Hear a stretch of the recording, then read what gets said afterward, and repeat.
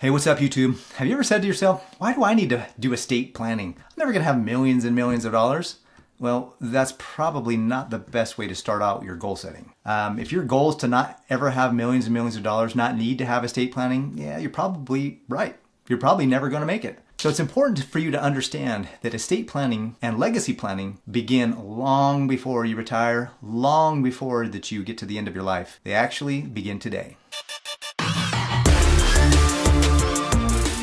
My name is Paris Clough, and this is Financial Self-Reliance. On this channel, we talk about the mindsets and the skill sets of the wealthy so that you can learn how to manage, protect, and grow your money. That sounds like the kind of channel and the kind of community you want to be a part of. Go ahead and watch this video, and if you get value from it, go ahead and hit like and subscribe so that you don't miss any of the videos that I produce. Estate planning usually deals with numbers and crunching down the numbers and making plans, but what's the difference between estate planning and legacy planning? Unfortunately, statistics share with us that 70% of wealthy families lose all of their wealth in the second generation, and a full 90% have lost their wealth by the third generation. That basically means that 10% of the wealthy families of the world are actually building enough wealth to last for generations. 10%, if I got 10% on a report card or a grade at school, I'd have a conversation with the teacher, or the teacher would have a conversation with me, and my mom and dad would probably take me into the room and put me on restriction for a few things. Let's see if we can't get that number to be much higher by proper planning. Most individuals and families, and wealthy people specifically, don't plan to fail. They just fail to plan. And part of a good estate plan or a good financial plan is building values and building a legacy so that when that wealth is passed on to the next generation, it's not squandered and lost. Like any good parent, you want to do all that you can to keep your children from suffering and from having the pains and setbacks of life. However, wouldn't you agree with me that the failures and the setbacks and the pains and suffering that you went through is what created you, gave you the resilience to push on, to keep going, to build that wealth, to create all those assets, and to give you the ability to say, you know what? I'm not going to fall to the temptations of consumerism. I'm going to build wealth. I'm going to be frugal. I'm going to build a business. I'm going to build a legacy for myself and for my family. That resilience came from what I call being in the furnace of affliction. And all too often as parents, we want to keep our children sheltered from that.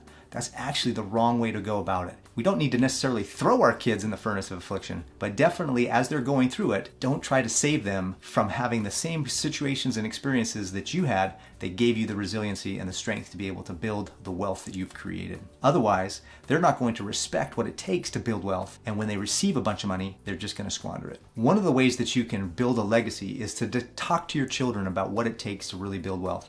Have discussions around the dinner table. They say that talking about money is taboo, but that's ridiculous. Look at the results that we've produced by having that as a belief system. Let's change that belief system, and I promise you that we'll have a different result. So if you talk to your kids about your wealth, share with them, show them, maybe don't reveal everything, but definitely give them an idea of what it really takes to build wealth and why building wealth is important so that they have a healthy respect for money. I've actually sat down with all of my adult children, and even before that, when they turn 14 and we can get a bank account for them at the local bank, I give them a bank account, they get a debit card, we teach them how to manage their money, and I teach them the principles of doing that. As soon as they turn 18, we open an investment account. I teach them how to invest in dividend-paying stocks and mutual funds and ETFs, and I help them and show them how to save properly, have an emergency fund. I go through the whole process with them, and I teach them, and I show them actually my wealth. I tell them, I'm not just showing you or telling you to do this and not doing it myself, but here, look, see my portfolio. Look at my spreadsheets. I share with my children how much money we make. I share with them my income, my business income. I share with them the pros and cons of that kind of income and being self-employed. One of the great new things about being self-employed is you can have a really large gross income, but if you don't account for taxes, it looks bigger than it really is. And so teaching children about the rules of money,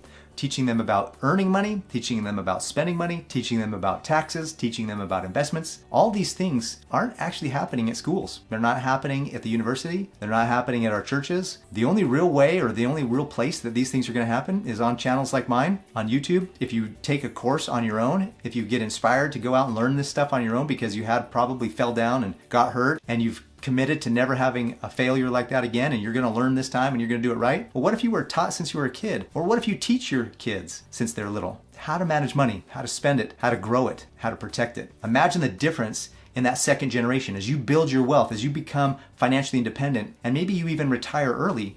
Teach your kids about what that means and how you got there and the struggles that you went through to make that happen and make that a reality. Bring them along the journey with you so they have a respect for it, because when you pass away, if they're going to inherit it, you're going to want to have them continue to grow that money, not squander it and lose it completely. Now, those are some of the intangibles, what I call the ideals, the beliefs about legacy planning and estate planning. But what are the practical things that you should be doing to make sure that your estate does what you need it to do? And that's where you would get together with a lawyer, you'd get together with your CPA, you get together with an insurance professional, you gather up a team of like-minded people, a mastermind team, and you work with them to develop a plan that's tangible, that's written down, that's legal, and that helps you pass on that money from one generation to the next. You can actually set up a trust that spells out exactly how you want your money distributed and when you want your money distributed and how that will all work so that your family receives it and they don't just expect a bunch of money to come. There's a really neat movie called The Ultimate Gift, and that actually goes through the process of a billionaire who dies and he leaves his estate to his family, and part of his family is super greedy. They want his money so they can continue to have their high consumption lifestyle, and one of the sons or grandsons doesn't really care much about any of it because he recognizes all the greediness of these people. But the trust, the lawyer that comes in and speaks to the family about the proceeds of the will and the distribution of the estate, goes through a whole process where he actually shares with them that he developed a plan for one of the inheritors, one of the heirs, to go through a process where they learn to respect money, and then they get the bulk of the estate after they've learned their lessons. And it's the lawyer who is the executor on the estate who gets to determine if that heir actually learned what he was supposed to learn and has the proper mindset and mentality to really continue to receive that money and then build it from there, rather than taking all the money and squandering it in a high consumption lifestyle like the other heirs that were in the movie. It's a really neat movie. It's not necessarily the high quality blockbuster Hollywood, but it's definitely got a great message, and it can explain to you the importance of having a good trust and how you can put those trusts together so that when you pass that money on, it can actually last more than 2 generations. There's a book called The Millionaire Next Door, and in that book, he actually profiles millionaires throughout the United States. And one of the things that he's found is one of the big concerns that these millionaires have is what's called, what they term in the book, economic outpatient care, where these multi-millionaire families and parents are having to continue to subsidize their children's lifestyle. Well, if you grow up in a wealthy home, you have certain expectations. You live life according to your parents' money. You have a nice house, nice cars, nice things, nice trips, nice vacations. You get to see your parents basically take you everywhere they go with their money. Well, when you get married and you have your own family, now your expectation is that that's how life is, that you're going to have all those things. Well, if you didn't work hard to develop the same amount of wealth, you're not going to have the same lifestyle. So a lot of children are looking to mom and dad saying, hey, you taught us this whole lifestyle of living large and having great and nice things. We can't do that anymore. We can't pay for these trips to go with you anymore as a couple, as a family.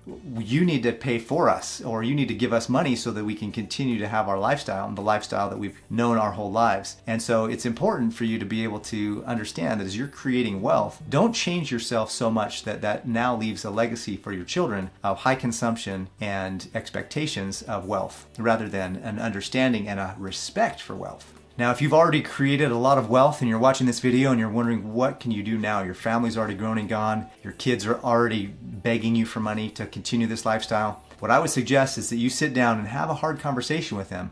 Let them know that you're willing to help them create a lifestyle for themselves. You can invest in them, but they've got to do it. You can help them, but they've got to do it. My little girl constantly tells me, Dad, will you help me clean up my room? And then I go in there and I end up cleaning up the room. Can you relate to that? So I said, look, if I'm going to help you, that means you're doing it and I'm just helping. And so from an early age, I've taught her that she's got to do it and I'll help. She gives me assignments. As I see her doing it, I continue to do things. If I see her slacking off, I say, look, I'm helping, not doing it. And so that's something that you can do with your children, even if they're adults. Sit down with them, husband and wife, sit them down, and even their kids, and say, look, we have some resources. We know what we did to get those resources. We would like to help you learn the lessons in life, because they can always be learned. Even if you're older, you can always learn lessons in life and have those lessons come to you with the strength that they need to keep you going.